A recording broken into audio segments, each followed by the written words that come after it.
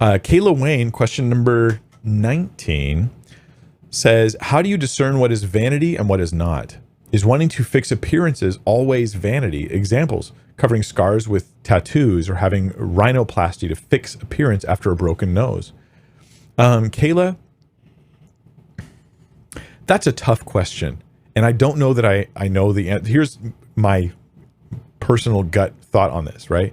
Is that, and I'll give you some scripture that might support it, is that when you are just trying to take care of yourself in a healthy way, like you want to be presentable, you want to look decent, that is not in the realm of vanity. That could also be just in the realm of being mature and being a well put together individual who's taking care of your stuff. But when you are trying to compete with others so that you can be competitive with them, better looking than them, more attractive, more and more and more attractive, when these are all your goals, I think that's moving into the realm of vanity or other desires that are about exalting self. So we have lots of options nowadays we never used to have. The surgery options, plastic surgery type options, are really wide and vast, you know. This presents people with opportunities they never had before. More opportunities for vanity they never had before, but also opportunities to fix things like a deviated septum. Is that what it's called when your nose is a little messed up? Is that vanity? When you go to get that fixed, and if they're like, hey, you got this weird, like one side of your nose is way bigger than the other, like we can just kind of shave that down while we're in there. Is that vanity if you do that?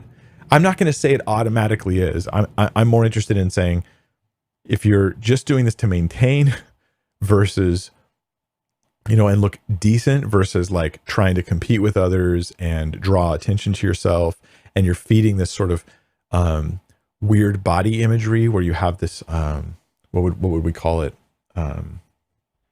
Dysmorphia, where you feel like you have to reach these standards that are unreasonable.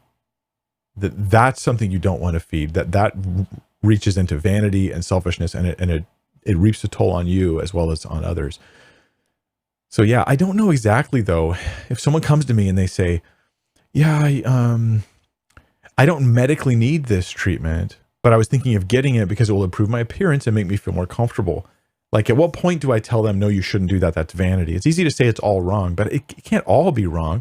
Like, if I have like one earlobe that was hanging down past my jaw, nobody would say I was vain if I went to the doctor and was like, can you just make my ear look normal so people stop getting distracted by it?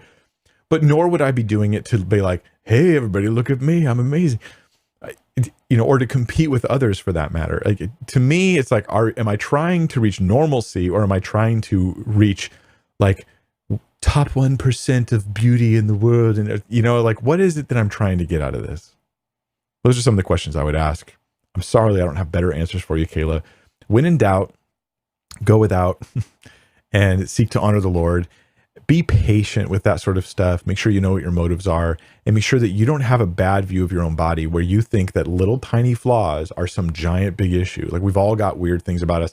And like, I'm on camera in front of people all the time who can just see little weird things about me that, oh, well, you know, it helps me learn to be humble about those things and not care.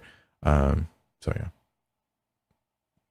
we need the maturity to work through that stuff carefully. Yeah. Anybody else who has advice for Kayla, put it in the comments below on vanity. How do you know the difference?